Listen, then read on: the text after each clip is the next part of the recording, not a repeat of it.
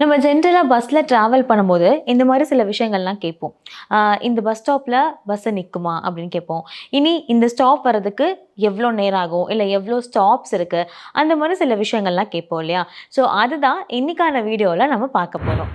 First பாருங்கள், இந்த பேருந்து அடையாறில் நிறுத்துவார்களா? ஸோ இந்த பஸ் வந்து அடையாறில் ஸ்டாப் ஆகுமான்னு கேட்குறோம். அப்போது does this bus stop at அடையா. ஸோ நெக்ஸ்ட் பாருங்க, டவுன் ஹால் வருவதற்கு இன்னும் எத்தனை ஸ்டாப் உள்ளது? டவுன் ஹால் வரக்கு இன்னும் எவ்வளோ ஸ்டாப்ஸ் இருக்கு அப்படின்னு நம்ம கேட்குறோம். அப்போ ஹவு மெனி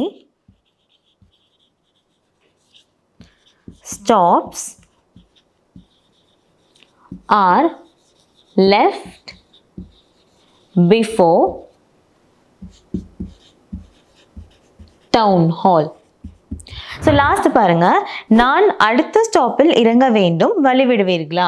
நம்ம கேட்போம் இல்லையா, நான் நெக்ஸ்ட் ஸ்டாப்பில் இறங்கணும், கொஞ்சம் வழி விடுறீங்களா அப்படின்னு நம்ம பொலைட்டாக கேட்போம் இல்லையா? அப்போ could you move a little? I need to get down at the next stop. So next ஸ்டாப்பில் இறங்கணும். அப்போ could you move a little? நம்ம ஒரு பொலைட்டாக கேட்குறோம். I need to get down at the next stop.